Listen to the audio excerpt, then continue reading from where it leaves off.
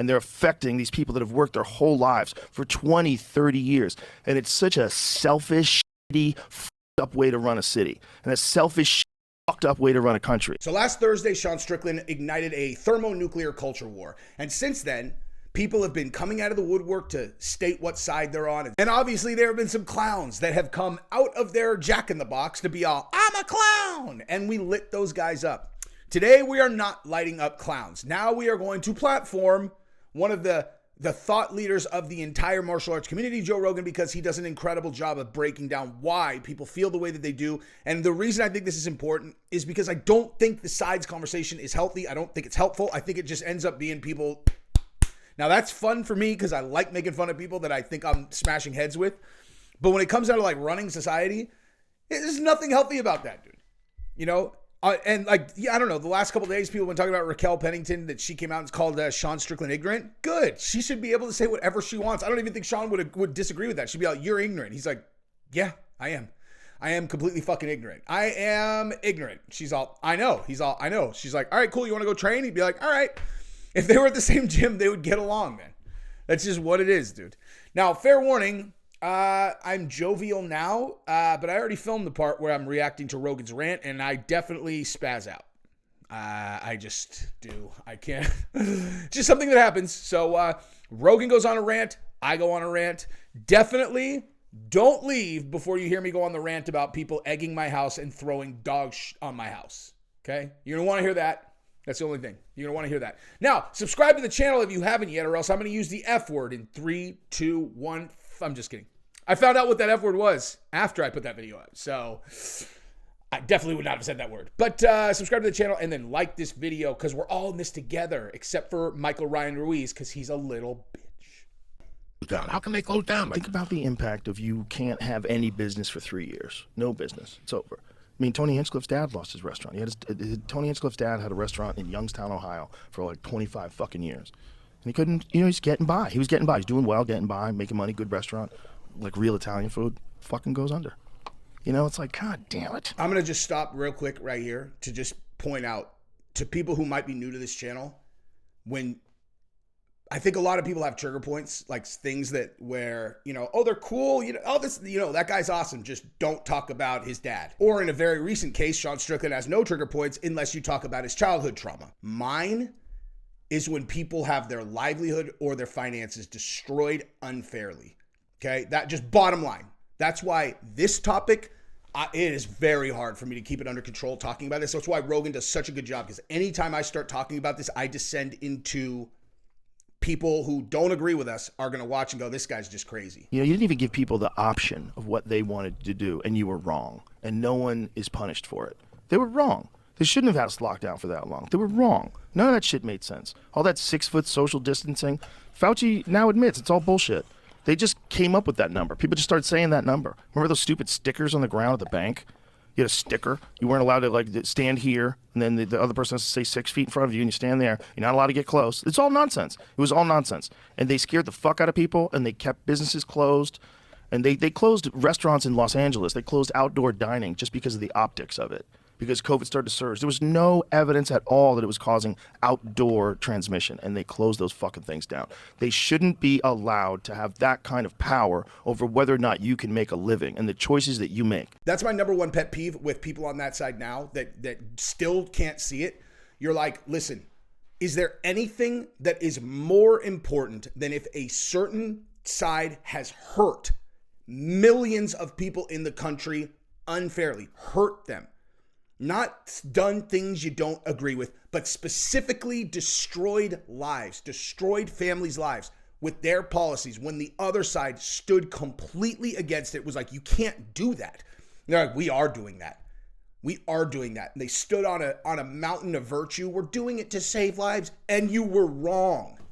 And then you were wrong. And these people, because you cared so much about people who all lost their homes and are living in tents with their kids. Oh my God, the homeless population in LA is out of control. Geez, I wonder why.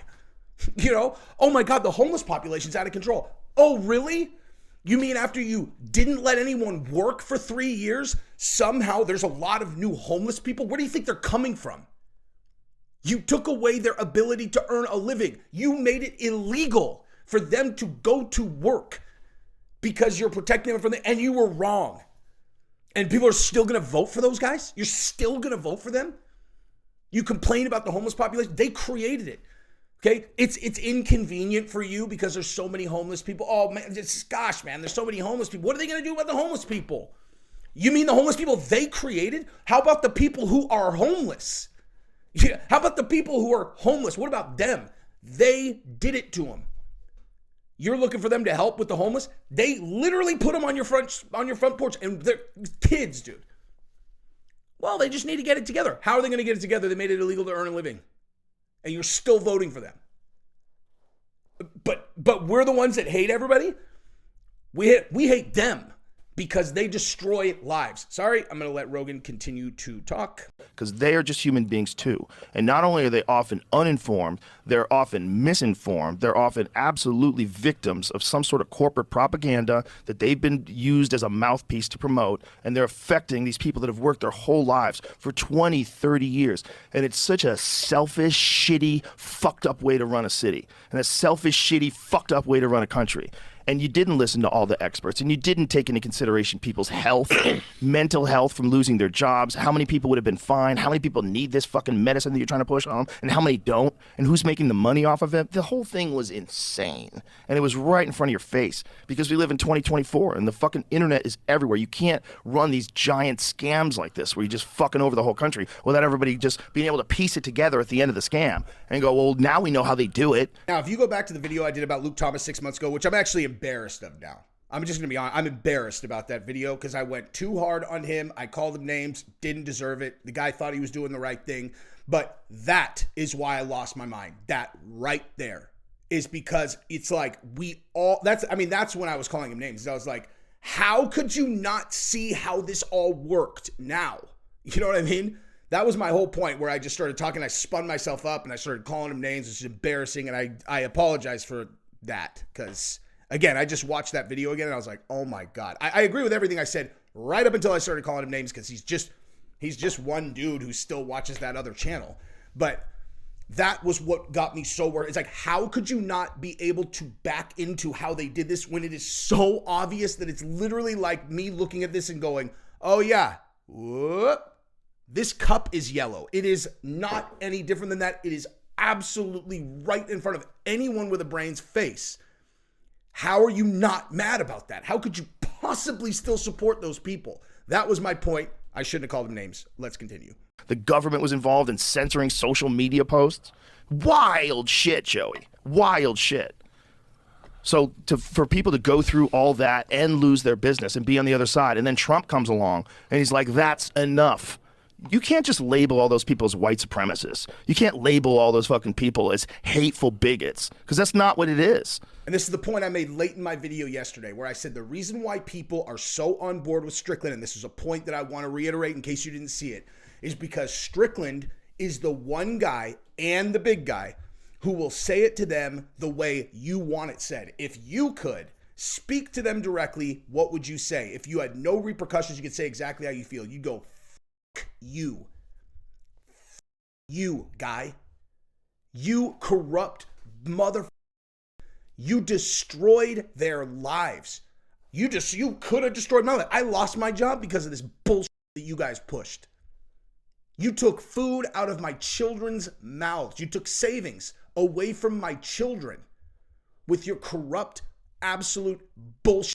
So Strickland's like, you, Trudeau, off, get out of here, you. You're like, exactly, dude.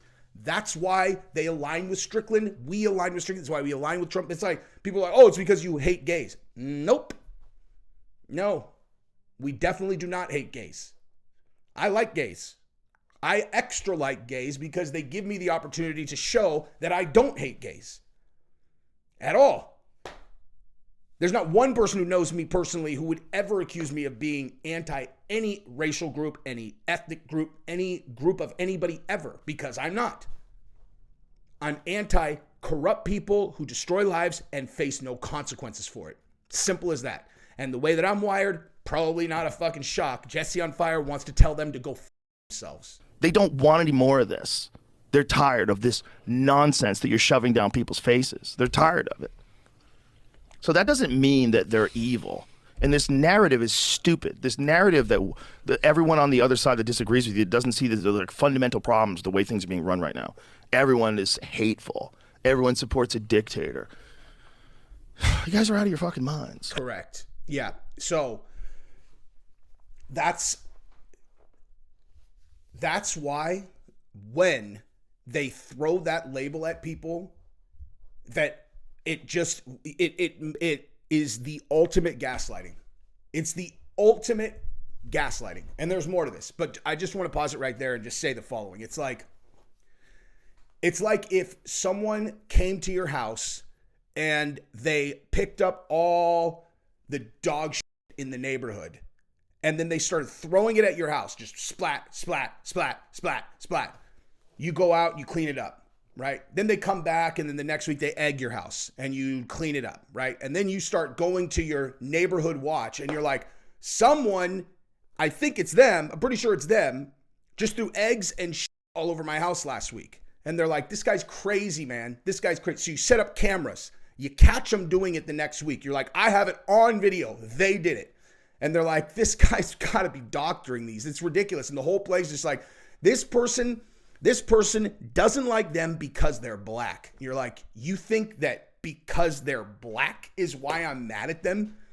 They threw shit on my house. They threw eggs on my house. And by the way, only one of them is black. The rest of them aren't. You're making me a racist? They fucking destroyed my house. They destroyed my fucking house. Uh-huh. Well, you know, I think as a straight white man, it's hard for us to take your opinion seriously. You're like, oh, you mean, or a family homeowner who cares about the home that their family lives in? Do you think that maybe that's more of an identifier than the fact that one of the perpetrators of the crime happened to be in a different identity group? Well, don't forget you're also a homophobe. Really? Yeah, really. And then the next week they come to your house and they're all, hey, we're just handing out flyers to your kids. You know, they go to your kids, they're all, here you go. So, you know, by the way, we're definitely not the ones that threw shit and eggs all over your house, but here's a pamphlet for you. You guys just go ahead and give it a look. Don't show your parents. Don't show your parents. Go hide it under the bed. Hide it under the bed. You're cleaning up the house later and then you go under the bed, you find a pamphlet and it's like, you might not really be a girl. It's very possible that you're a boy. And by the way, if your parents tell you that you're for sure a girl, they're a bigot because they're afraid of your true identity that might be living inside of you. Now, if you are a boy, I just want you to know that socially, you are going to be accepted on a level that you could never even imagine. You could never imagine how incredibly exciting it's going to be if it turns out that you actually are a boy, unlike the lie that your parents have told you because they're bigots, you know? Well, my mom said that I'm a girl because I have a vagina. That's the most bigoted thing that a woman can say to her child. Do not listen to that. You can choose what you are. And by the way, if it turns out you are that other thing, we're going to elevate you to the top of the social hierarchy and you are going to just live the most lavish life you could ever imagine. Everyone will love you. And you find that you're like, what is this? You go to the city council and you're like, these people handed this to my kid. This thing. Say, calling their parents bigots. They told them not to show it to me. So you have a problem with that? Yeah, I have a problem with that. A problem with that pamphlet. Yeah, I have a problem with that pamphlet. What's the problem? Do I really need to explain it to you? Okay? Do I really need to explain it to you? They told my kids they might not be girls, and they said that in the event that they were not girls, that they're going to be they're incentivizing them into a way of life that we know leads to like 40 to 50% rate. Right? Isn't that like he's beaten Nikki Haley and the other guy? Well, because it appears that they're prosecuting him for political purposes. Yes, they are. I mean, I'm not a political guy, and I'm telling you, they just keep fucking throwing things at this They're poor throwing guy. things at him also that don't make sense. Like we talked about the Mar-a-Lago thing a bunch of times, where they tried to say that he overvalued Mar-a-Lago, and the judge said it's worth $18 million.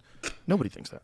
Nobody thinks that. There's not a fucking human alive that thinks that place is only worth $18 million. Did you see who raised his hand this week? Who? Sammy the Bull. What'd he say? Talking about fucking Trump. He's great. We can never corrupt him. The mafia can never fucking. Sammy's a savage. Yeah. He's a savage. Trying to paint everybody that's supporting Trump as being a white supremacist or a racist or an anti-immigration person or anti-human rights person. You want to vote in a dictator. They're trying to say the most ridiculous versions of what most of it is. Because what most of it is people that are fed up. They're fed up with the open border. They're fed up with the increasing government scrutiny on things like social media. They're fed up with the influence that big companies have over the things you do and don't do in this country. They're fed up with us being in these fucking wars, constantly being involved in wars. And they know that Trump was one of the few guys that when he was in office, we didn't get into more wars. We didn't. They did do a great job of stopping ISIS. They did a lot of things with the economy that seemed to have been working. I'm not an economist. I'm not the guy to have this conversation with. If you want to like talk about policies and what's effective, it's not effective. I'll tell you what's not effective. What's going on right now.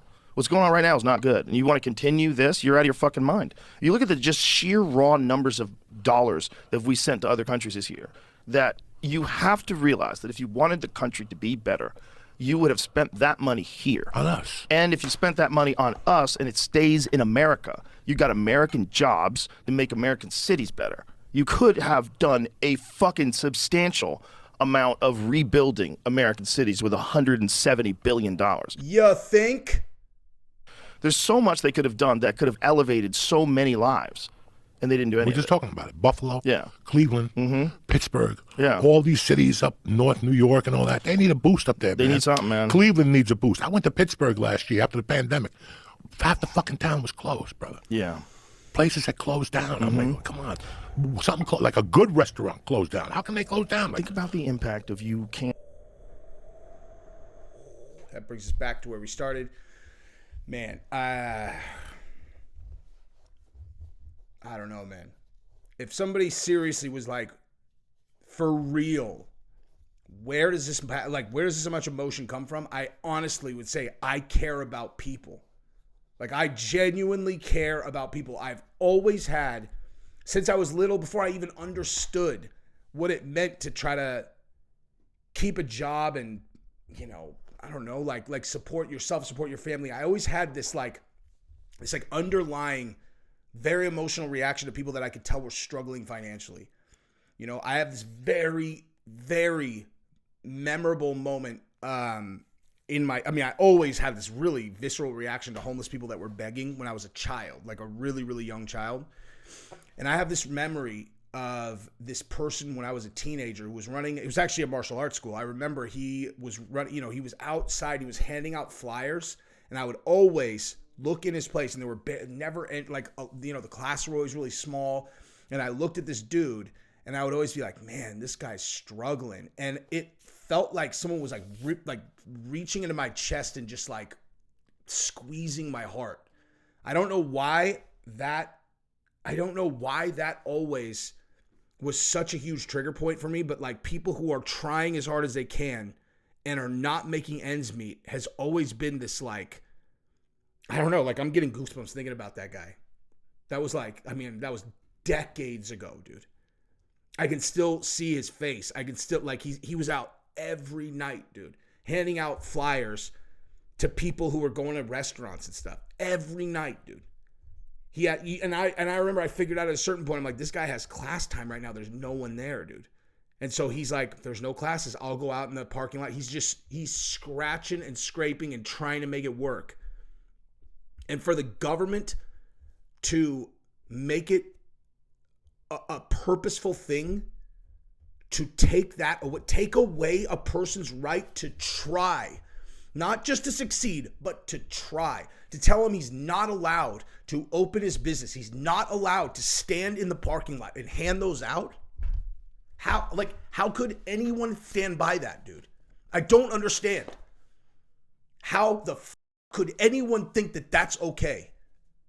Because if you're going to say it's because you're going to protect people from some virus, you better be sure. You better be fucking sure that that's going to break your way when everybody knows what happened. Because if it doesn't, you government guy, you made that call. You shut them down. You personally.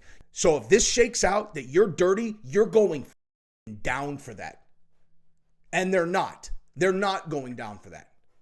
They're thriving, dude. And they're thriving how? By deflecting responsibility and going, oh, look at that guy. He's a dictator. Based on what evidence is he the dictator? You guys are the ones that did this. No person with 11 brain cells should be stupid enough to fall for that.